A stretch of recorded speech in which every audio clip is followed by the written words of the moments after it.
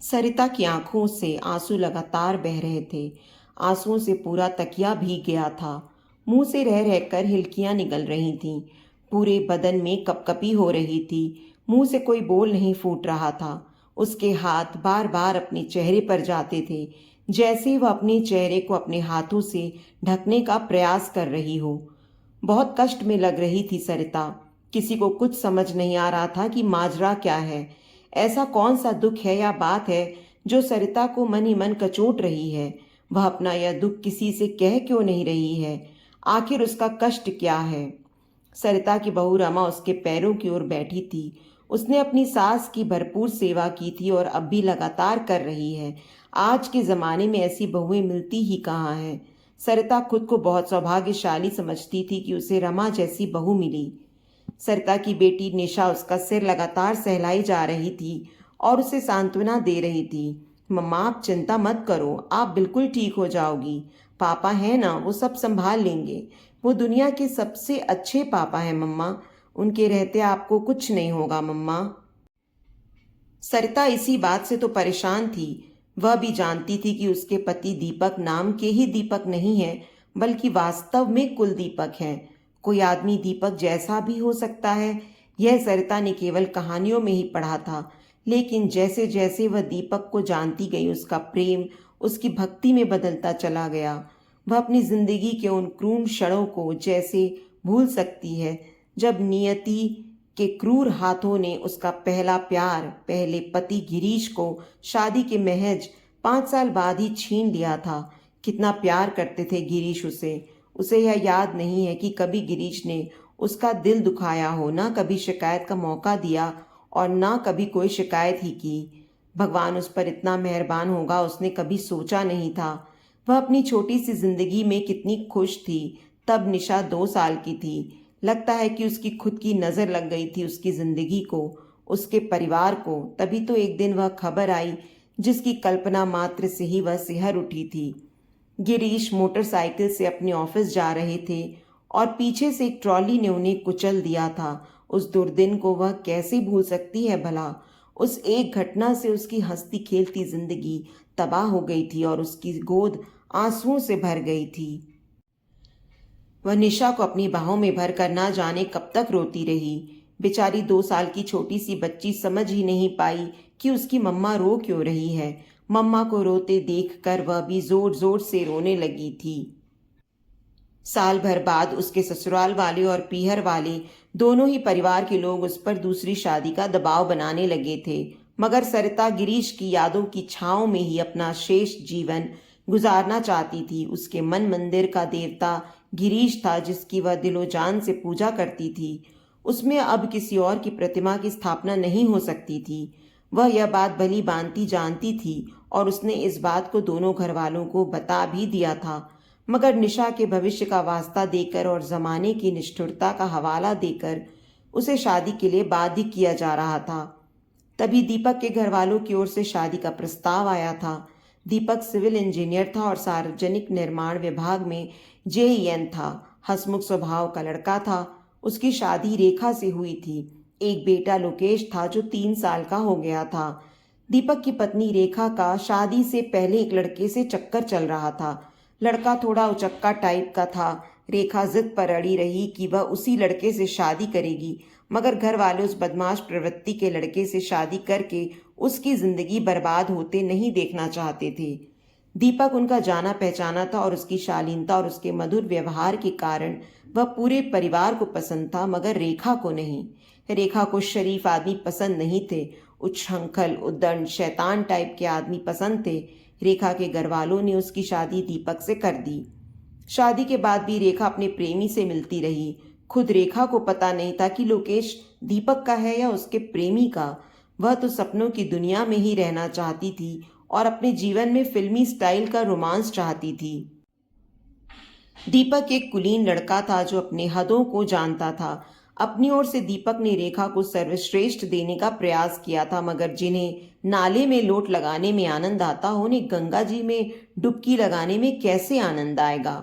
एक दिन मालूम चला कि रेखा अपने 3 साल के बच्चे लोकेश को छोड़कर अपने प्रेमी के साथ भाग गई थी। घर में रखे सब गहने और नकदी भी ले गई थी अपने साथ। दीपक के लिए यह आघात मौत से भी भयंकर था। वह समझ ही नहीं पाया कि उसके प्यार में कहाँ कमी रह गई थी। उसे यह भी याद नहीं आया कि कभी उन दोनों ने कोई लड़ाई हुई हो। यद्यपि एक दो बार रेखा ने कहा भी था कि तुम मुझसे लड़ते क्यों नहीं हो। इसके लिए रेखा ने प्रयास भी खूब किए थे कि वह लड़ाई करे तो इसी का बहाना बनाकर वह घर से भाग जाए, मगर दीपक पता नहीं किस मिट्टी का बना हुआ था कि वह कभी नहीं लड़ा।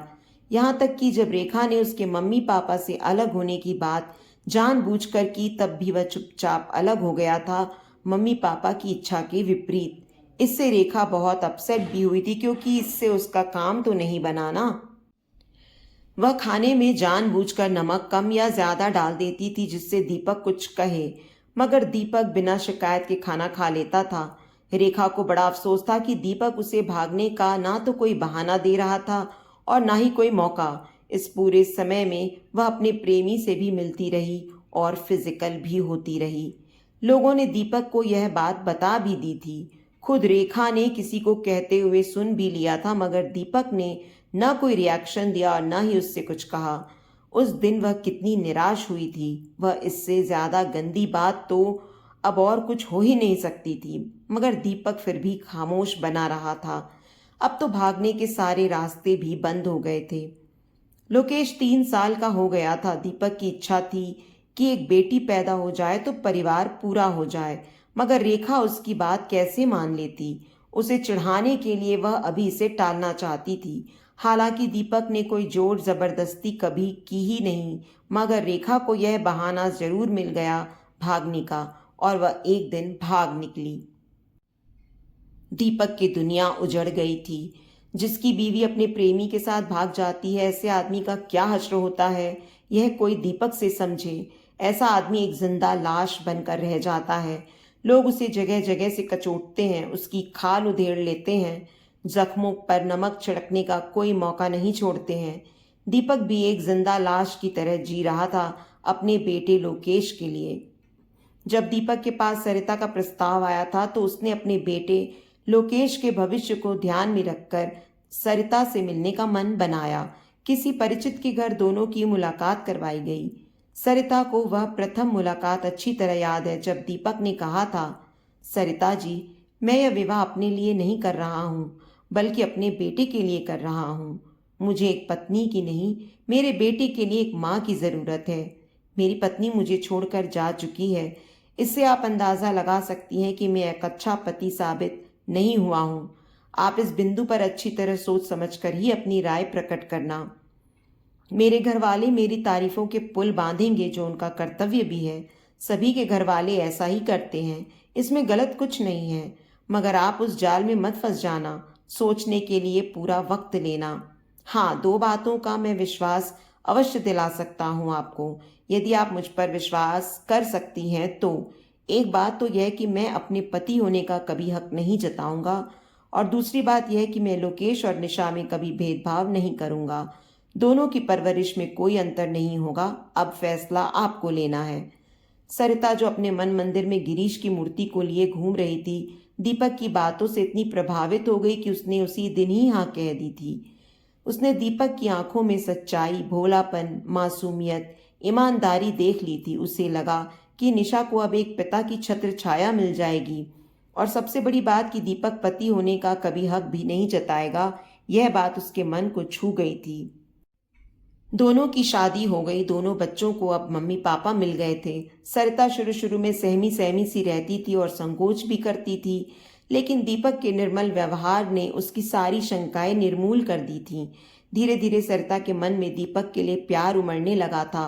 वह अपने दोनों बच्चों पर भरपूर ममत्व लुटा रही थी। दोनों बच्चे उसी के साथ सोते थे। दोनों की शादी को 5 साल हो गए थे। एक दिन दीपक अपने कमरे में सोने के लिए गया तो वहां पर बिस्तर लगा नहीं देखकर उसका माथा ठनका। भूल गई होगी यह सोचकर वह खुद ही बिस्तर लगाने लगा। सरिता पीछे ही खड़ी हुई थी, लपक कर सामने आई और उसके हाथ से बिस्तर छीन कर बोली, आज से आप यहाँ नहीं सोएंगे। अब इस कमरे में लोकेश और निशा सोएंगे। देखते नहीं कितने बड़े हो गए हैं दोनों। लोकेश 8 साल का और निशा 7 साल की हो गई है। अब वे दोनों अलग सो सकते हैं। अचानक दीपक को लगा कि यह बात उसके दिमाग में क्यों नहीं आई। सरिता कितना ध्यान रखती है लोकेश का। ऐसा कहीं से भी नहीं लगता कि सरिता लोकेश की सौतेली माँ है।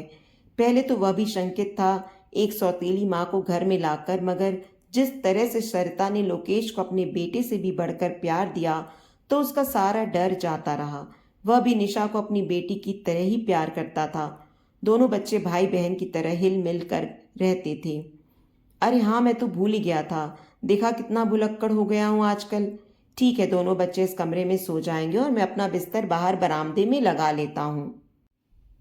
और वह अपना बिस्तर बाहर ले जाने लगा। सरिता उसके सामने इस तरह खड़ी हो गई थी कि वह चाहकर भी बाहर नहीं जा सकता था। दीपक की आंखों में सीधे झांकते हुए सरिता बोली, आपने हमें वचन दिया था कि आप कभी अपने पति होने का हक नहीं जताएंगे, मगर हमने तो आपसे कभी वादा नहीं किया कि हम कभी पत्नी होने का हक छोड़ेंगे। और सरिता एक अर्थपूर्ण मुस्कान के साथ दीपक के गले लग गई। उस दिन वे दोनों मुकम्मल पति पत्नी बने थे। दिन बीतते रहे और बच्चे बड़े होते रहे। श्राद्ध पक्ष में सरिता गिरीश का श्राद्ध रखती थी। दीपक ने ना तो कभी ऐतराज जताया और ना कभी गिरीश के लिए कुछ अपशब्द कहे, बल्कि जब जब भी उसे गिरीश के बारे में कहीं से कुछ सुनने को मिलता था तो वह उसकी प्रशंसा में चार चांद लगाकर ही बोलता था। सरिता के दिल में बैठी गिरीश की मूर्ति अब हिलने लगी थी। एक दिन वह आईने के सामने आई तो उसे महसूस हुआ कि उसके दिल में कोई दूसरी मूर्ति बैठी हुई है। उसने ध्यान से देखा तो पता चला कि वह तो दीपक की मूर्ति है। उसे अपने आप पर बड़ी ग्लानि हुई। जिस मूर्ति को वह इतने वर्षों से संभालती आई थी वह टूट गई थी। अब वहां पर स्वतः एक दूसरी मूर्ति विराजमान हो गई थी और उसे पता भी नहीं चला वह अपने पहले प्यार को कैसे भुला सकती थी। वह तो उसकी जान था, संबल था, विश्वास था। क्या वह झूठा था? उसके दिल से आवाज आई, नहीं, वह प्यार सच्चा था, निश्चल था, सपने जैसा था। मगर दीपक का प्यार अलौकिक है। गिरीश का प्यार डल झील की तरह था तो दीपक का प्यार हिंद महासागर की तरह है और इसमें कुछ भी अस्वाभाविक नहीं है। वह है ही ऐसा कि उससे हर किसी को प्यार हो जाए। रेखा कितनी मूर्ख लड़की थी जो सूरज को छोड़कर एक जुगनू के पीछे पीछे भाग रही थी। मगर जो भी होता है अच्छे के लिए ही होता है। अगर रेखा नहीं भागती तो क्या वह पारस उसके हाथ लगता? आज जब सरिता अपने जीवन की अंतिम सांसें गिन रही है, डॉक्टर ने उसे ब्लड कैंसर बता दिया है और उसे बस चंद दिनों की मेहमान घोषित कर दिया है, तो वह आज अपने आराध्य श्री कृष्ण भगवान से वरदान मांग रही थी कि अगले जन्म में उसे पति फिर से मिले। मगर वह निश्चय नहीं कर पा रही थी कि कौन सा पति मिले, गिरीश या दीपक, और इसलिए वह उद्विग्न थी, आंसुओं में डूबी हुई थी, दुविधाग्रस्त थी।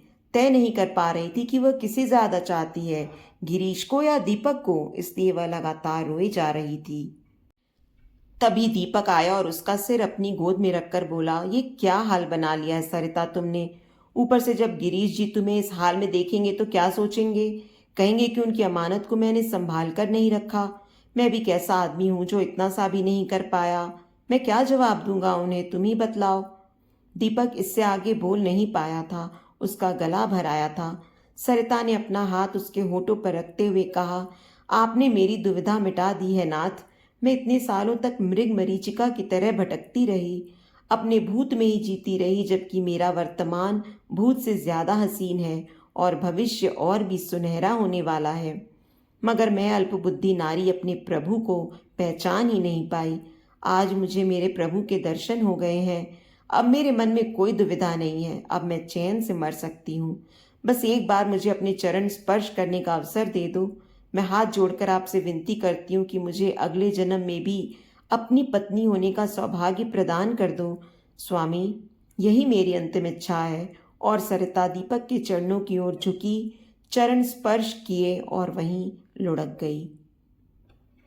तो दोस्तों, उम्मीद करती हूँ आपको आज की हमारी कहानी पसंद आई होगी। कहानी पसंद आई है तो वीडियो को लाइक करें, चैनल पर नए हैं तो चैनल को सब्सक्राइब करें और हाँ, नोटिफिकेशन बेल को ज़रूर दबाएं ताकि अगली अपडेट सबसे पहले आपको मिले।